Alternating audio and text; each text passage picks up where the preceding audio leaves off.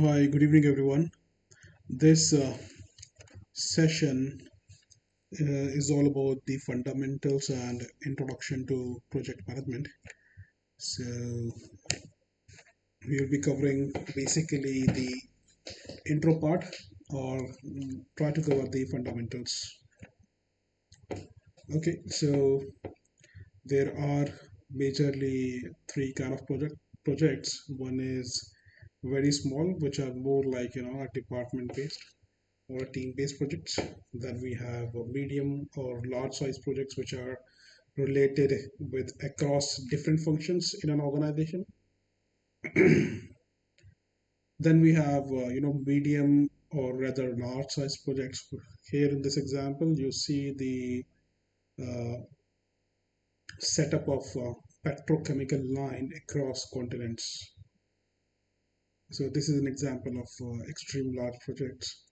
Then we have sometimes projects fail, and the fourth one here, this is an example of a failed project wherein someone is trying to create a green belt over the bridge which is carrying the road structure. So road structure, bridge plus green belt. So this is an example of a failed project. So let's go ahead with what are the project characteristics. So if you see, project is a project is a temporary endeavor. This is a definition by PMI.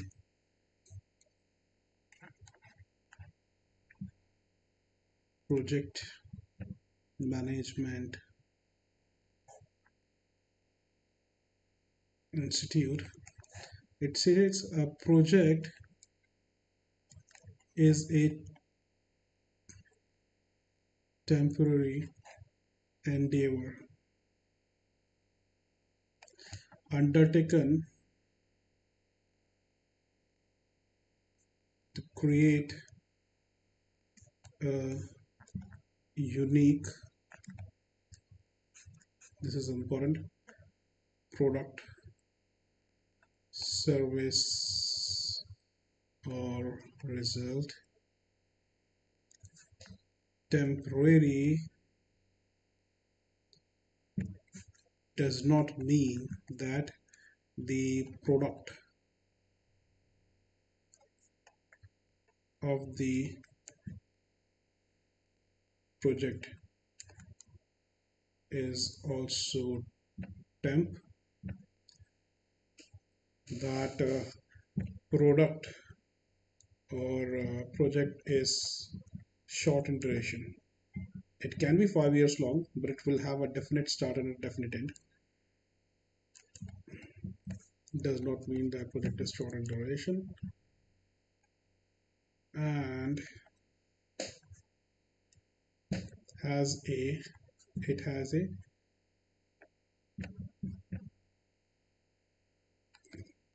definite start plus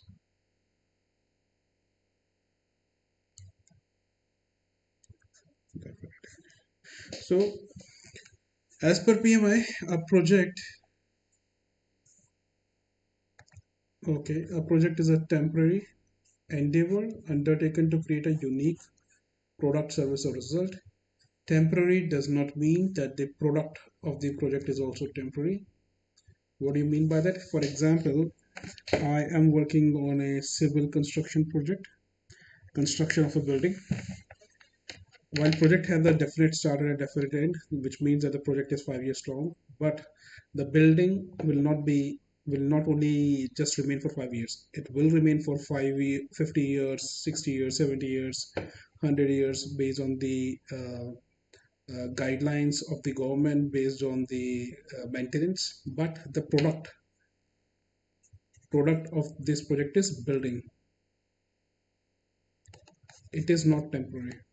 Project is temporary because project will complete normally normally a 10-story building, medium size, will take around you know 3 to 4 years to complete.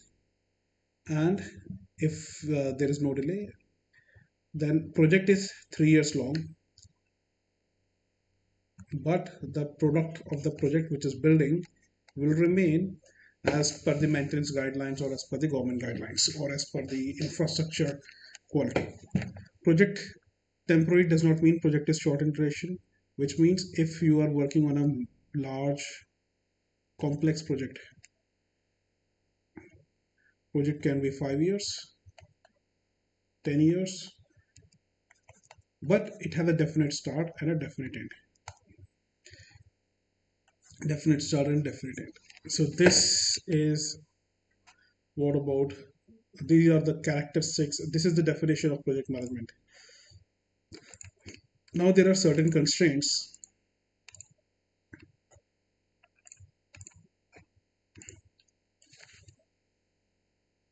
If you see, these are the characteristics of Mailer's project definition. It is temporary in nature. It has it is a unique project.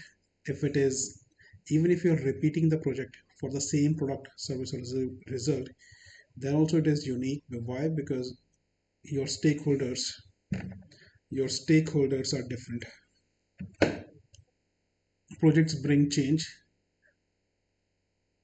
which means they take the organization from the current level to future level. Projects bring change. They take the organization from the current level to future level. Stakeholders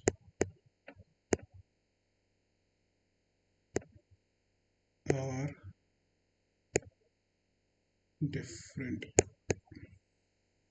even if the project is repeated. It is definitely mission focused, which is scope. You have a scope to follow. They are temporary and emergence and uncertainty. This is known as risk. This is your risk part of project management. Integrating your another job with the project manager is to integrate all the constraints. What are the constraints? Let's understand through this example. As a project manager, your a project has certain constraints.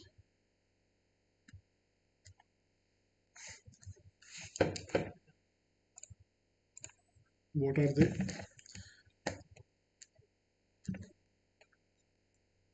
Scope, time or schedule, cost, quality, resource,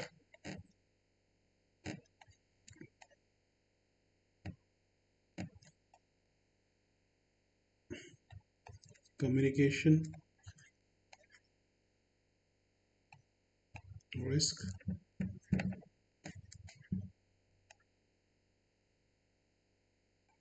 procurement,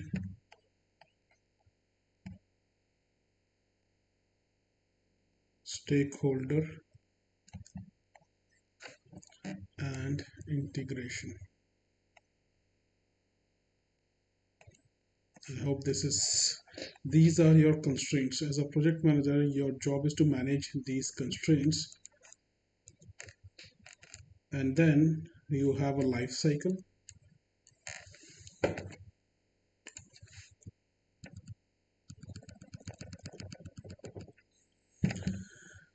Life cycle of PMS or life cycle of projects is initiation phase, then comes planning phase, then comes your execution phase. After that comes your monitoring and controlling, and last you have closure, and then again initiation. So your job as a project manager is to take care of this life cycle. And let me use another uh, is to this is a life cycle in each, and in this life cycle you have to manage these constraints you have to manage. This is your job. The better you manage these constraints in each phase of the life cycle, you have scope, time, cost, which is known as triple constraints, quality, resource, communication, risk, procurement, stakeholder, and then at the end, integration. Similarly here, all these constraints, again here, all these constraints, and again here and here. Your job is to manage these constraints across each life cycle.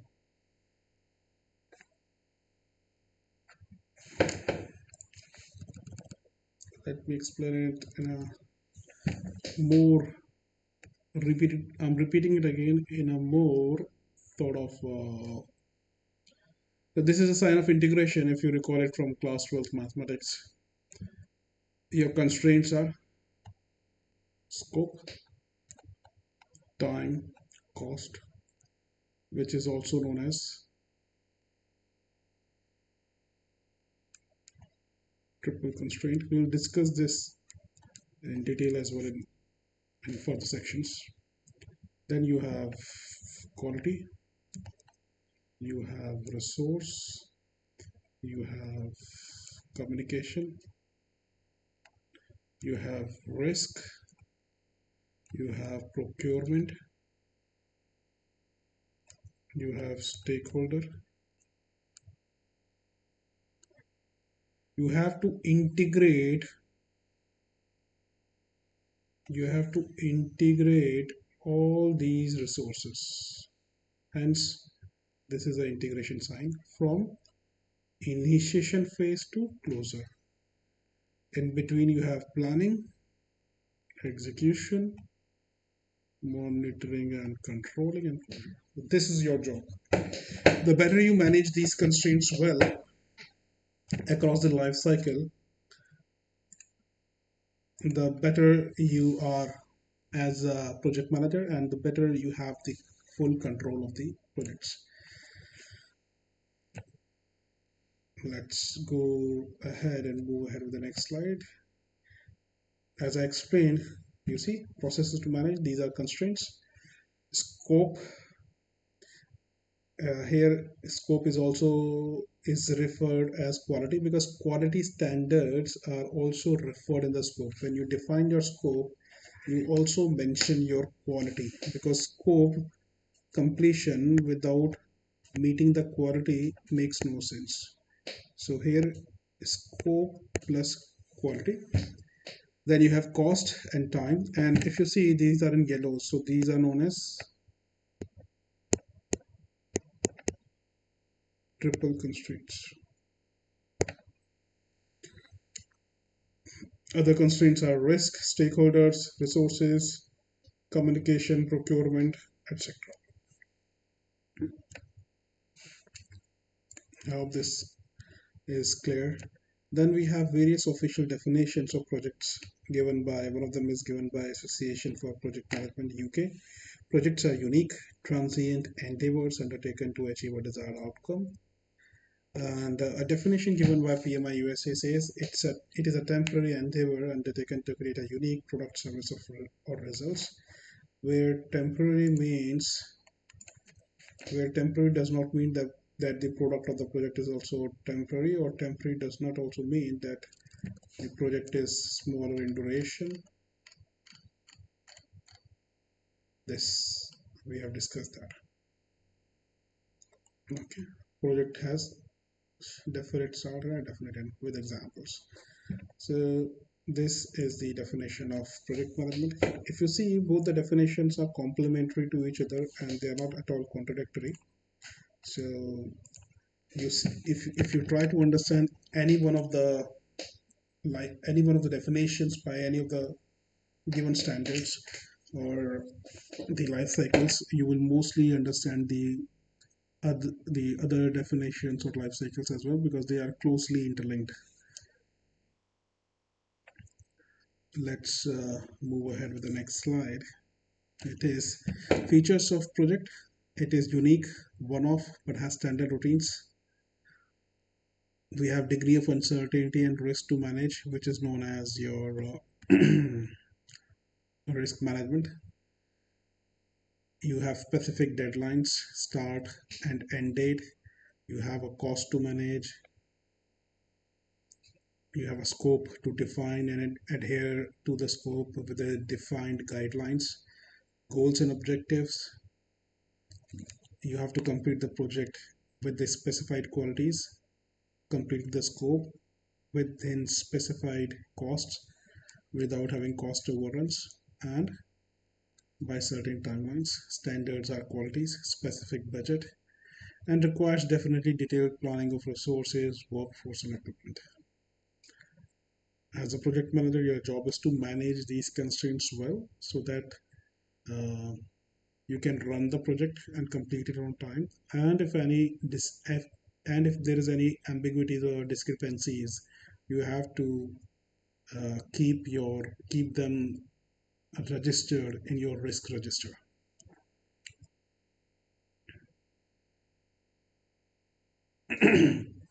Again, key characteristics of a project are unique. The project has a degree of novelty, not 100% new, but has many aspects of uniqueness.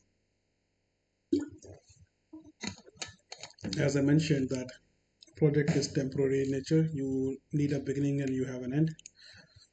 It is focused. Task of a project is to deliver a particular product, service, or result. At least rough idea of the mission at the beginning. That's when we do the planning. So these are the key characteristics of a project. Other important characteristics are emergence, uncertainty, change. So project has certain other characteristics as well. One of them is emergence, wherein some objectives and means to achieve a specific outcome may emerge only at a later stage. It may so happen, hence we maintain the risk register. Uncertainties are the very much the key skills of a project manager to manage, and uncertainties are very much part of the projects. Uncertainty is something which can affect your project positively or negatively. Positive risks are known as opportunities, and negative risks are known as threats. So, yes, this is one of the most important things to, or a skill to manage by project manager. Last is change. Projects are done to bring change in the organization. For example, setting up of new strategies, and these new strategies brings new projects in terms of portfolios, programs, and then later on projects coming up with a new kind of you know lean or improvement or efficiency related projects. So they bring efficiency within the organization. Projects related to Six Sigma, Green Belt, Black Belt, or Master Black Belt, they improve the efficiency within the organization. So projects bring change into the organization. They takes the organization from the current level to future level.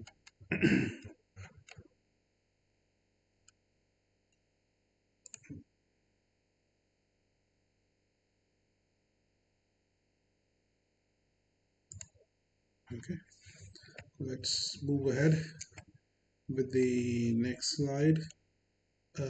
Project is a complex process. True.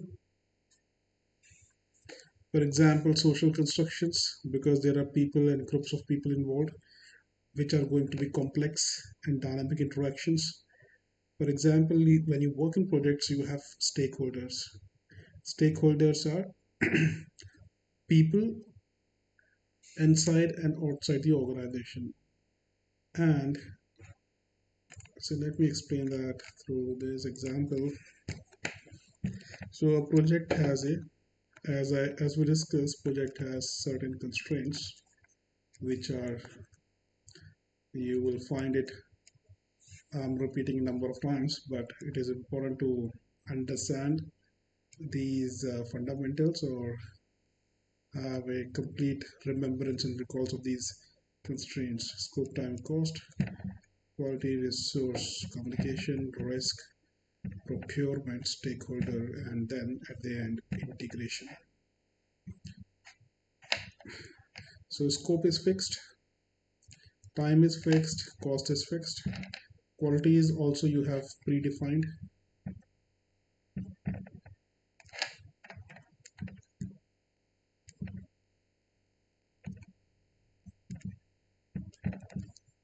These are all fixed plus freezed. It is very important to have your scope fixed plus freezed, because based on these two, when they are fixed and freezed, based on these two you have time or schedule calculated, and based on that you have cost calculation.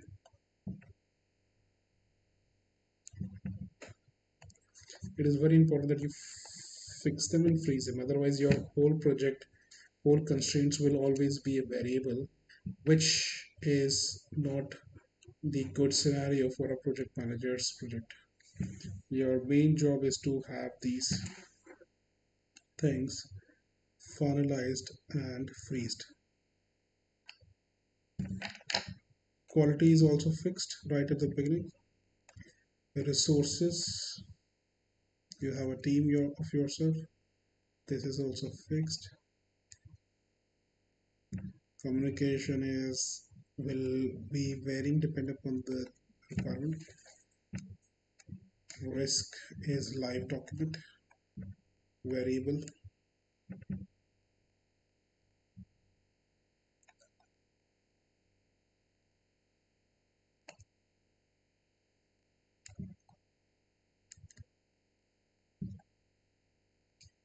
And then comes stakeholder.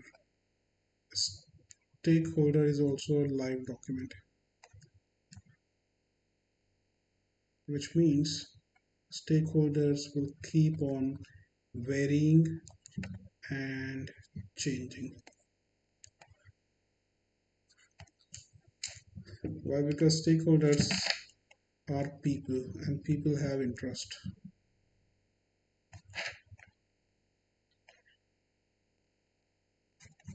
They have interest.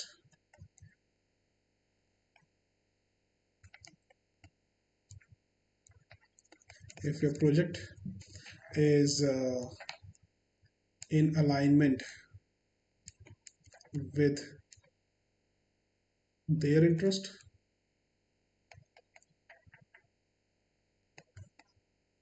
they will support the project. If their interest, if the interest of stakeholders is not in alignment with their interest, they will not support the project.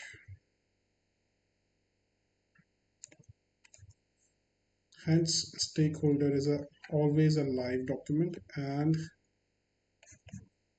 it will keep on changing and varying. Change plus variance is expected.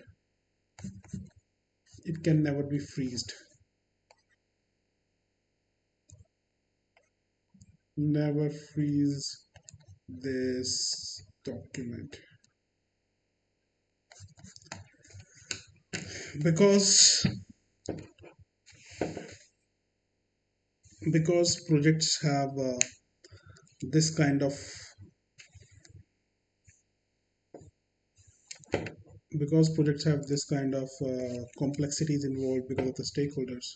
Hence, project is a complex process. You see social construction because there are people and groups of people involved, and these are going to be complex because the interaction is dynamic, is not, and it is not static. And the end, your job is to manage these, integrate all these coordinates, which are scope, time, cost, quality, resource, communication, risk, procurement, and stakeholder.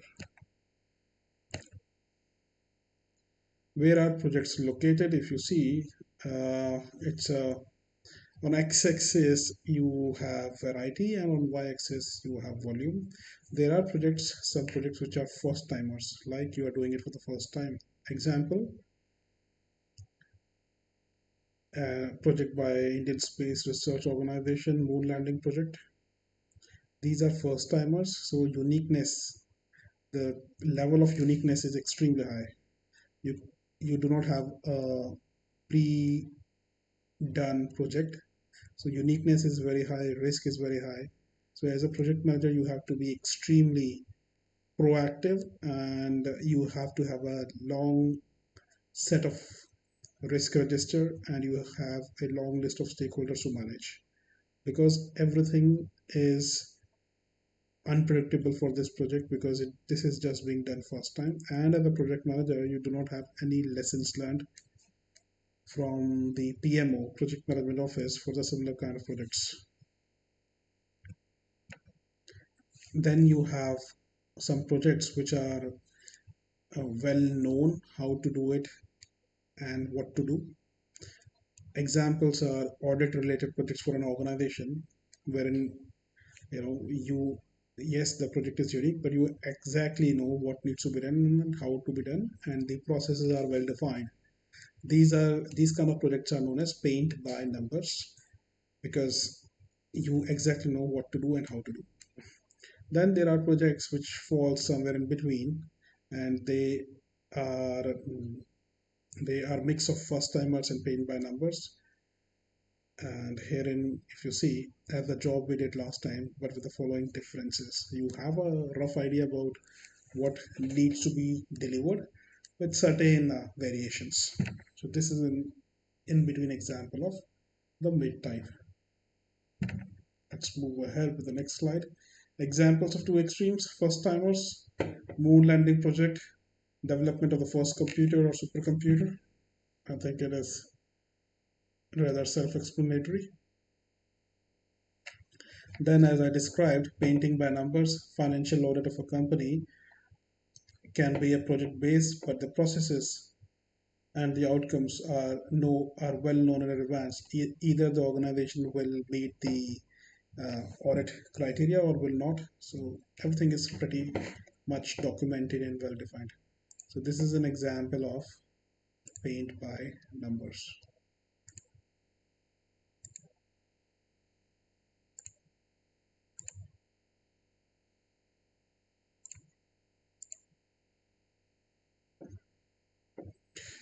Another example is McDonald's drive-through restaurants.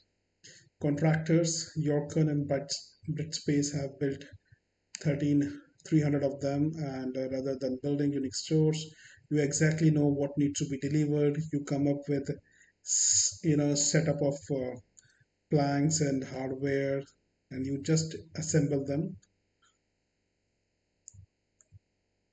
at the location. So it is a project, but it is very well defined, because the workers who come up with these fixtures, they have a manual, and they exactly know which plank to fit, which type of screw to be set up, and they have completed a number of trainings on how to set up or how to construct this modular store with the item lines.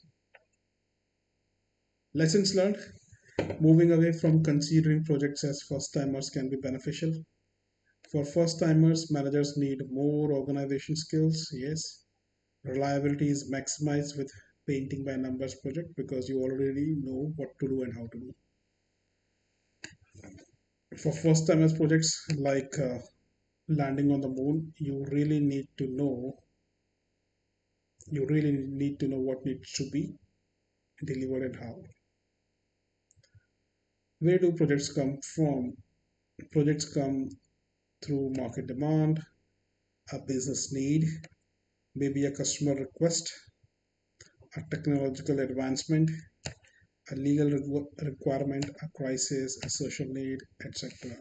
A market demand, yeah, for example, nowadays every telecom organization is moving towards 5G.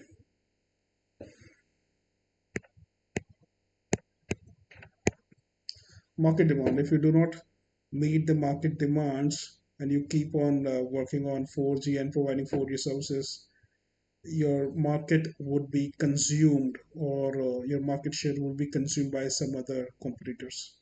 A business need,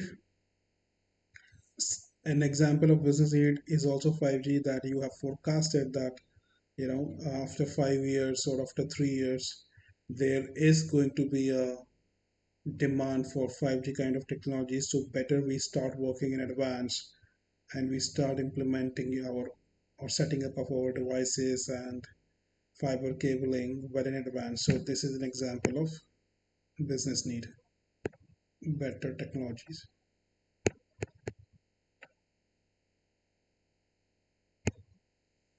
Customer request, a customer has requested to deliver some internet services, ISP, at his office or at location. Technological advancement, let's say you are working, we usually work on Outlooks and MS Office, and every few days you have a new version coming in with it. All you need is to just restart your machine. So if you and there are bugs which are getting captured and getting fixed at the back end every time. So this is an example of technological advancement. Legal requirement is government has informed you that your banking, you let's say you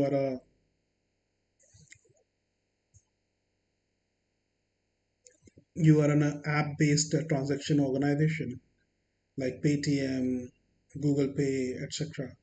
And the financial transactions that you are doing are not in alignment with the government, that country's regulatory bodies, financial regulatory bodies. In that case, you have to adhere to those legal requirements.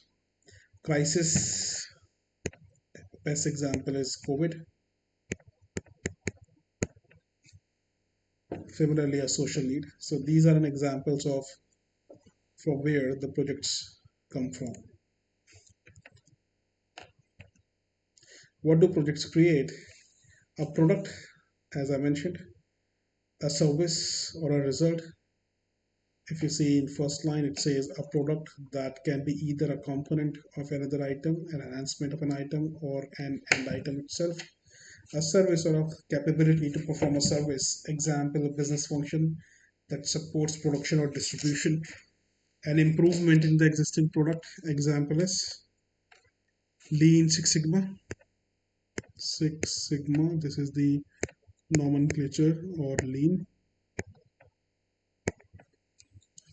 A result as an outcome. A result is an outcome, such as an outcome or document. Example, research project. So internal or external projects. Internal projects are done with existing organization, not usually the main output of the organization. For example, you work for an IT organization, or let's say you work for any organization and you have been given systems or laptops and stuff.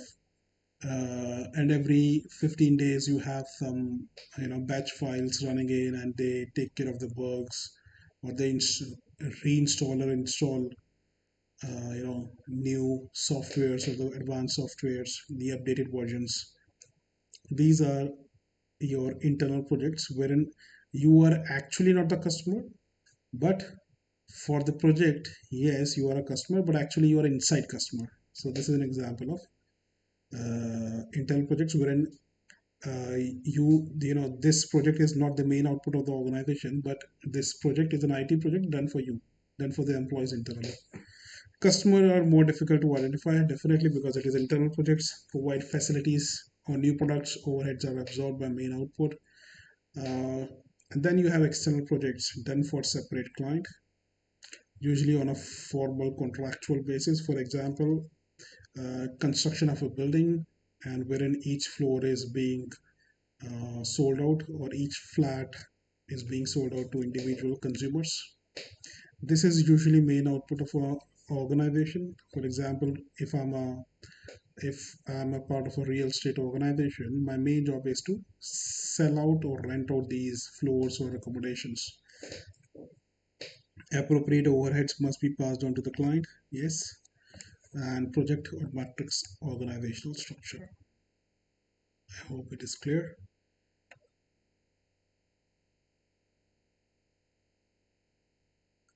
Projects benefit purpose. So as I mentioned that corporate strategies implemented. So there are two things. I'll explain through an example. Give me a second. An organization is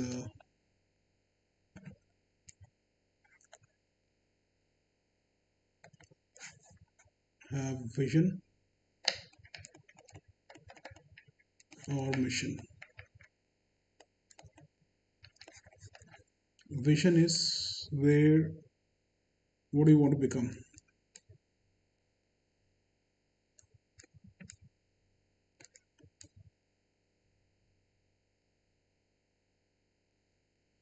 The mission is how. What do you want to become and how? This is vision mission statement. And there are many organizations, like if I recall Microsoft, their first vision was that to become an organization which has a PC at every desk, like this kind of their vision statement was in 70s 80s, and recently they have changed it to that, trying to make impactful, trying to impact everyone's life, making impact on everyone's life or something of that sort. I do not have the exact words, but they have changed their vision statement. So vision is changed based on the business requirement,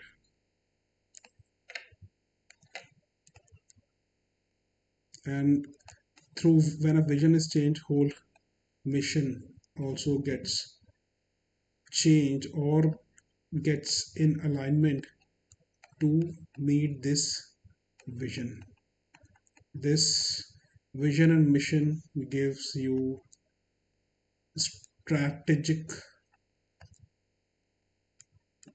maneuvering, and these strategic maneuvering gives you portfolio programs and projects. Project definition we have already understood: a temporary endeavor undertaken to create a unique product, service, or result. Program is a group of related projects.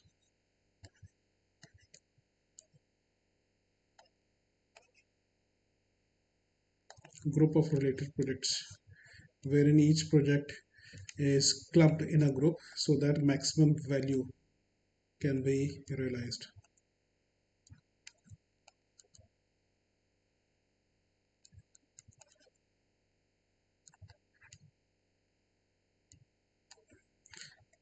Portfolio is the alignment of these programs and projects with strategy of the organization.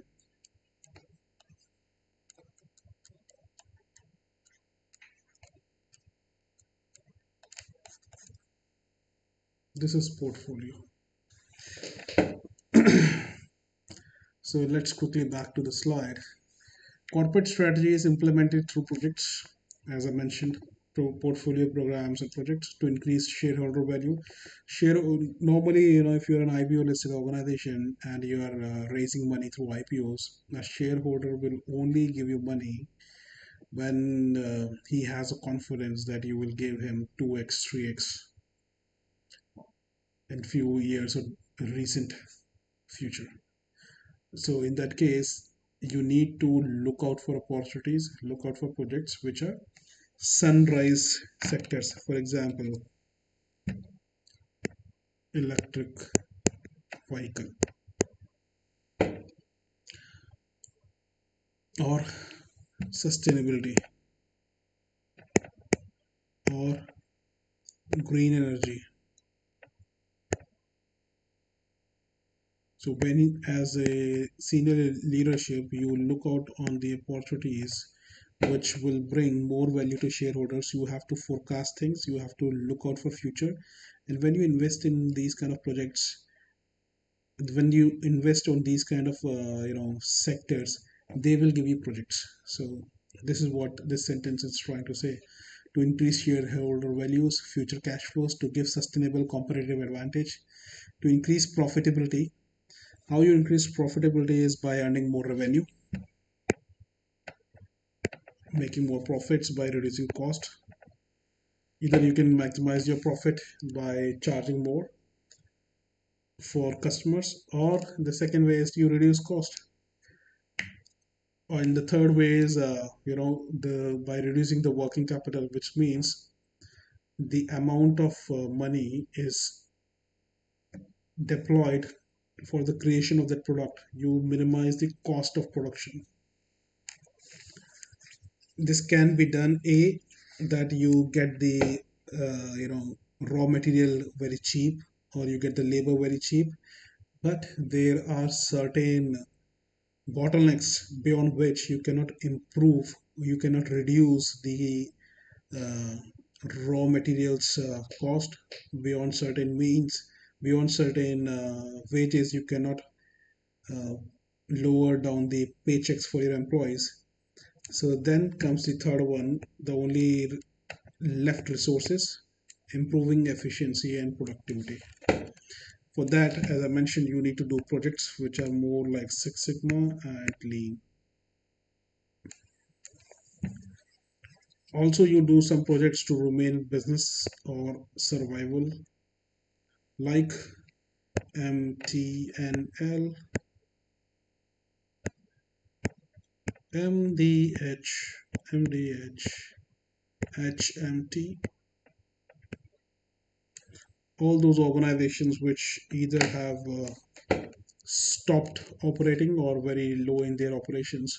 Those are the organizations wherein they really have to work to make things work for themselves. Let's move ahead with the next slide. Organizing a project to components. You should be able to master two components that characterize every project. First is definition, purpose, task, schedule, and budget. And then you have to control. So your whole job is to plan well and then control. Plan and control. Plan and control. Let me give you an example.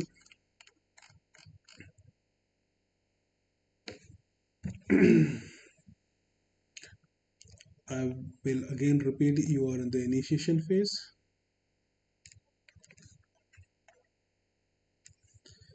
then you are into planning phase,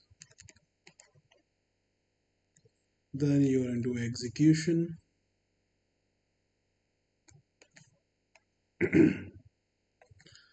then you have monitoring,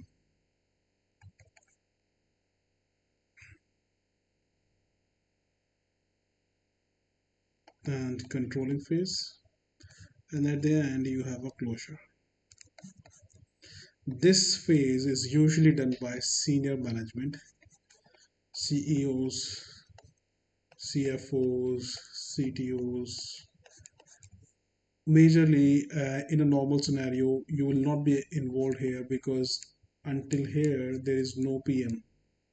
Ideally, there should be a PAM involvement in this stage as well, but I'm talking about practical scenarios because here, until here, you are just trying to understand whether you should start working on this project or not. So, in the artifacts of initiation phase are needs assessment, feasibility study,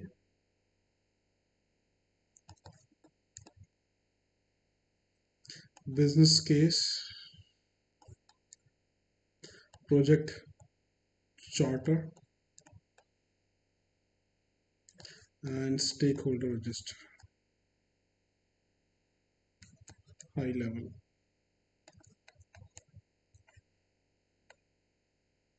or maybe risk register also, high level. Here you are doing needs assessment whether there is a need of this project or not. Feasibility study based on technical, financial, and environmental. Then you create a business case. Business case will tell you, in business case you take a go or a no go decision. Then comes project charter. Project charter is given to project sponsor for sign off, and these two artifacts should also be there in the project charter. In planning phase, usually the project manager comes into the picture. So as a job, you being a project manager, main job is to plan well. Execution will be done by the team members or extended team. Let's say if it is a real estate construction project, you will do the planning. Then you have vendors, laborers, and other contractual suppliers who will execute. You are not doing the execution, you are doing monitoring and controlling. Monitor and control whether the things are happening as per the planned stage, and if not, how you can control them. This how you can control, and then comes closure. So your main job is planning, monitoring, and controlling. I hope this concept is clear. So if you see, organizing a project, there are two components. First is planning well, planning through purpose, task, schedule, budget. Budget is cost, schedule is time. Purpose and tasks are nothing but scopes and quality, because you know the scope is all the WBAs or work breakdown structure or task comprise of the scope. And then another job is to control, coordinate, monitor. I hope until here the concept is clear. So I'll pause or close the recording, and I will record the second session from this slide onwards. I hope you enjoyed the session. Thank you, and have a good day.